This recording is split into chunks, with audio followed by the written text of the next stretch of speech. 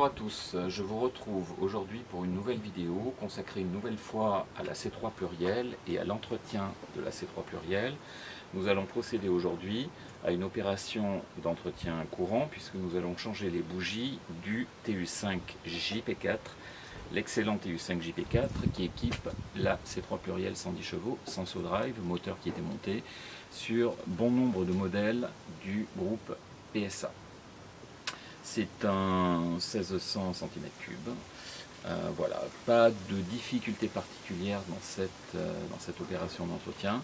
Je vous montre étape par étape tout ce qu'il faut démonter et remonter pour accéder aux bougies. A tout de suite.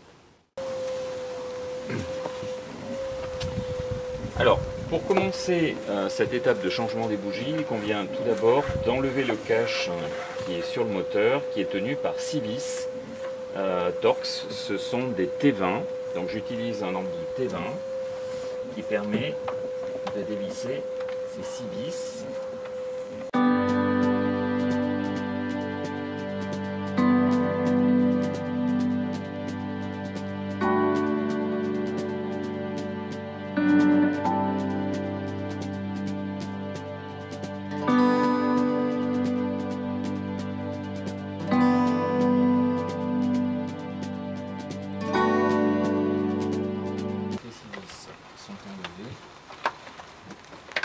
Alors, il convient de déboîter aussi cette conduite. Voilà, alors maintenant là vous avez accès à la bobine qui est dessus, une seule bobine pour les 4 bougies. Il faut démonter la bobine et nous pourrons accéder ainsi aux bougies.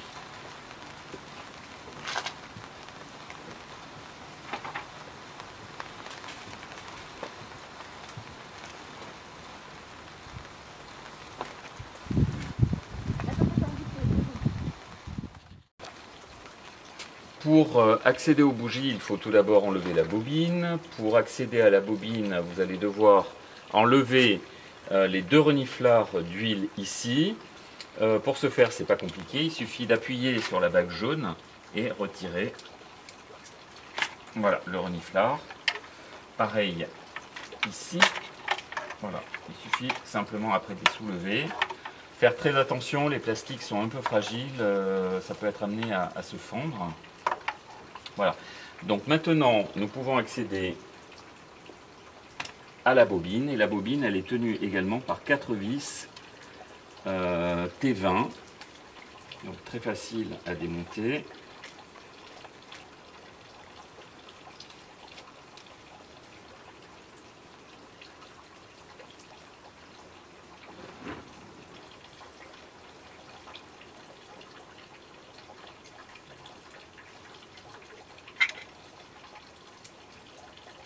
Donc il y en a une ici, il y en a une ici.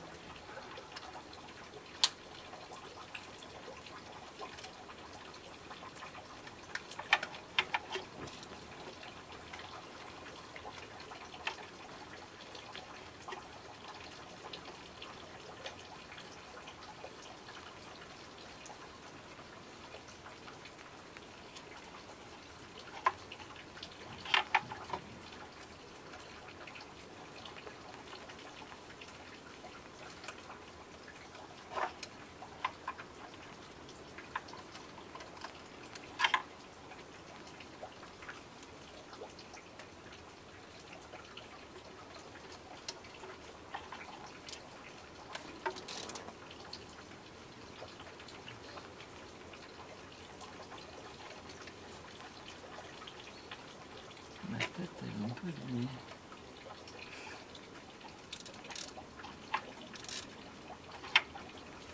Oh, qu'est-ce qui se passe? Pourquoi j'ai foiré ma tête?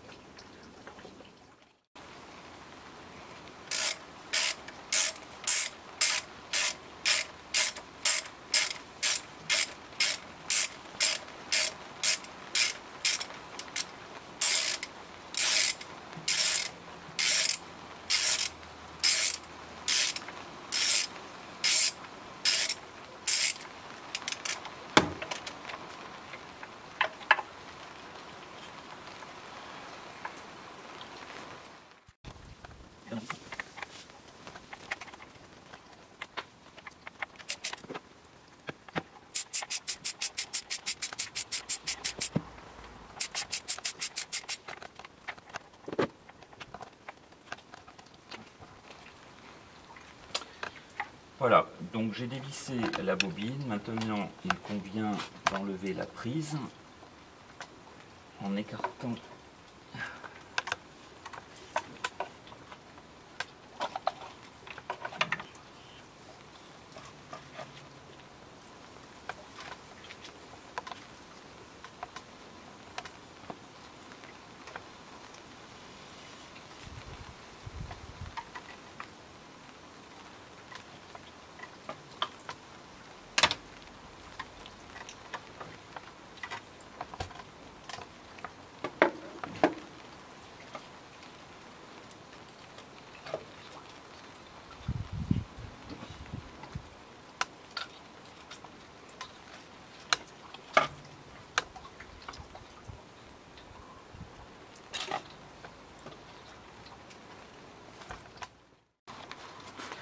Donc pour démonter les bougies, il faut utiliser une clé de 16.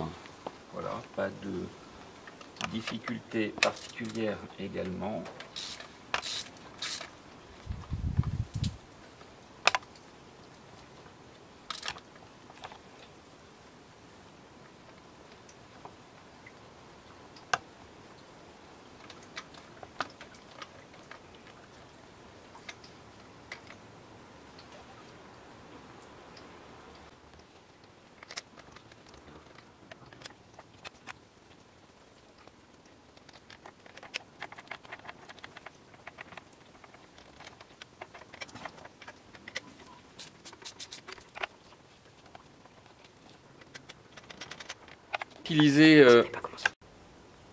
Vous pouvez utiliser des clés à bougie qui ont un petit joint ici caoutchouc qui permettent de, lorsqu'on a fini de dévisser la bougie, de faire remonter la bougie avec la clé. Celle-ci n'en a pas, donc j'utilise en fait une pince à épiler de façon à pouvoir retirer la bougie. Bon, elles ont 30 000 km, ce qui commence à faire pas mal pour une bougie. C'était des bougies Bosch, pas iridium. Des bougies classiques, elles n'ont pas d'usure très particulière, elles ne montrent pas de calamine ou elles n'ont pas une usure très prononcée, il n'y a pas de traces d'huile non plus. Voilà, elles sont parfaitement sèches, ce qui normalement doit être le cas. Ma voiture roule à peu près à 60% d'éthanol. Je vais les changer les bougies pour des bougies iridium qui sont censées être beaucoup plus résistantes. Et elles sont données pour un kilométrage d'environ 30 000 km. Voilà, celles-ci, c'est pourtant le kilométrage qu'elles ont, mais je n'avais pas utilisé des bougies iridium. Voilà, donc nous allons les changer pour des bougies iridium. Voilà, donc je retire les 4 bougies.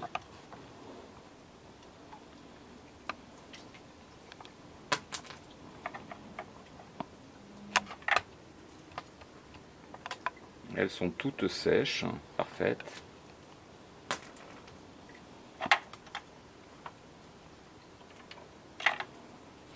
Mon moteur ne consommant absolument pas d'huile, il n'y a aucune raison qu'il n'y ait pas de...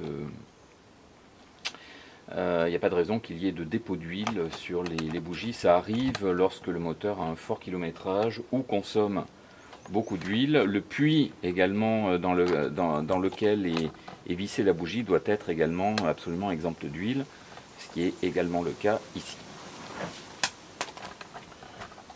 Donc il faut au maximum vérifier la propreté du puits dans lequel la bougie est vissée. Ici c'est le cas, on peut être amené également à utiliser soit un petit aspirateur qui permet éventuellement d'enlever les potentiels petits débris qu'il peut y avoir. Normalement, ça doit être propre et sec.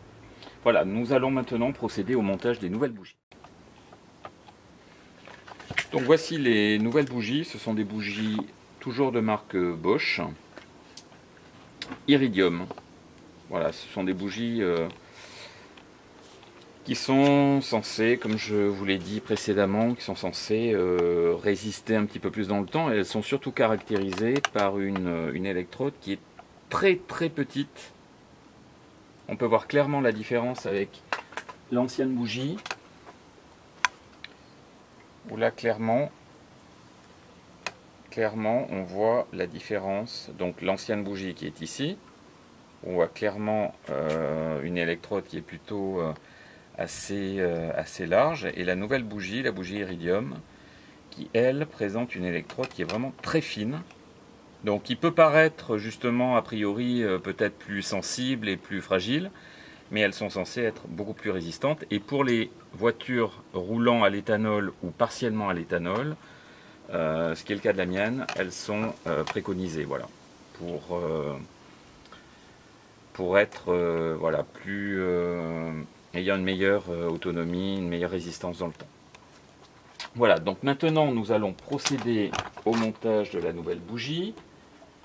Donc pareil, je la positionne dans le puits à l'aide de ma pince.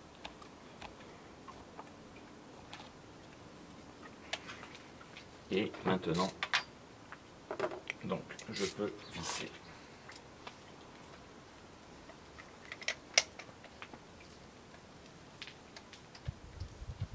Surtout ne pas forcer, hein, vérifier qu'elle est bien dans le puits.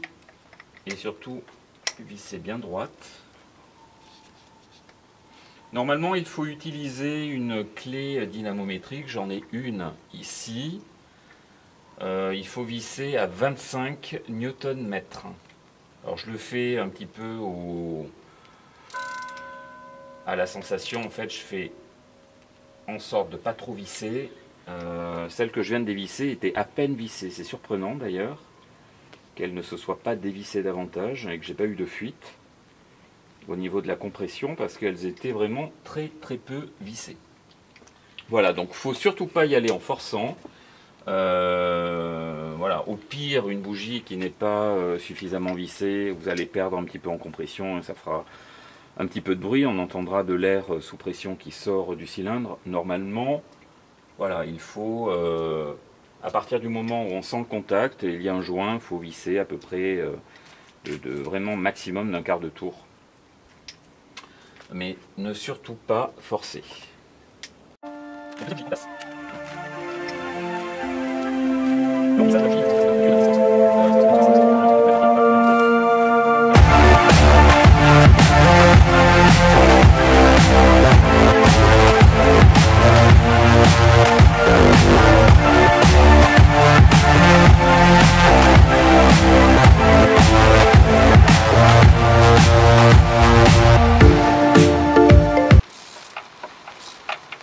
Voilà, là j'arrive en butée. Pareil, voilà. Un quart de tour, pas plus. Aucune nécessité de serrer comme un fou. Le seul risque que vous avez, c'est de casser la bougie dans la culasse. Et là, franchement, c'est très mauvais plan. Il faudra tout démonter et faire appel à un spécialiste qui pourra vous sortir la bougie cassée de la culasse. Il vaut mieux pas que ça vous arrive. Il est même recommandé, pour pouvoir démonter les bougies plus facilement, de le faire moteur chaud. Je le fais rarement. Si vos bougies sont serrées normalement, moteur froid ou moteur chaud, ça doit pouvoir se dévisser sans aucun problème. Voilà, les 4 bougies sont en place et correctement serrées. Nous pouvons maintenant réinstaller la bobine. Donc c'est une bobine unique qui alimente les 4 cylindres. Donc pas de difficulté également majeure, il suffit de bien la réemboîter.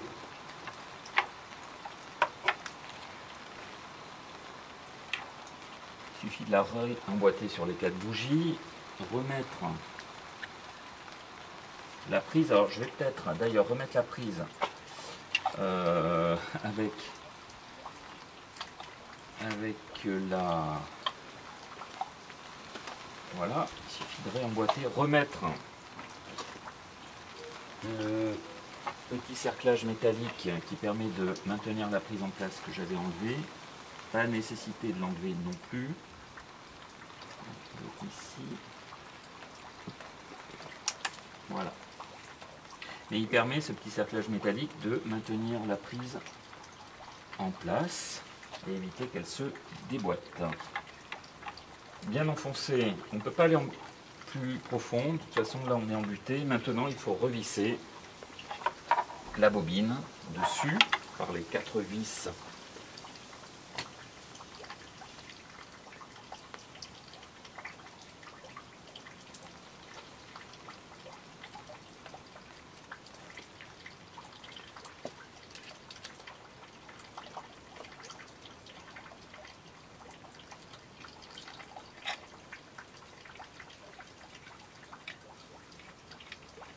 On peut le faire à la main.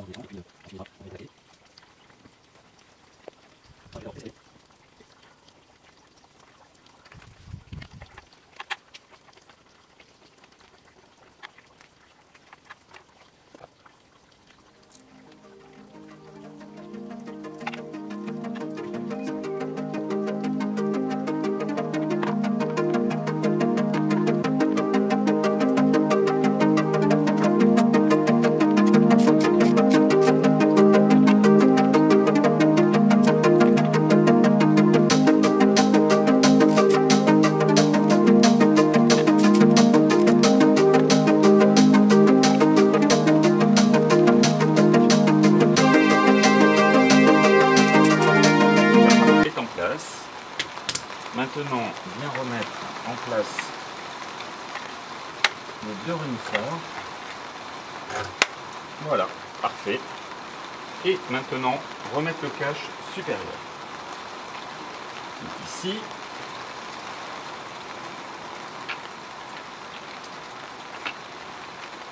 pensez à récupérer les 2 vis.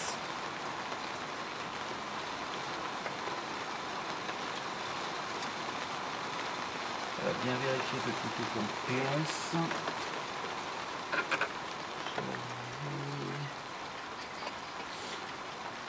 Il me semble qu'il y avait Ah oui, non, c'est ça. Voilà, ici vous avez également une sorte de crochet en plastique qui permet en fait d'emboîter ici dans la durite de reniflard. Voilà, et puis maintenant, vous pouvez revisser. Toujours avec un torse 20 et 20.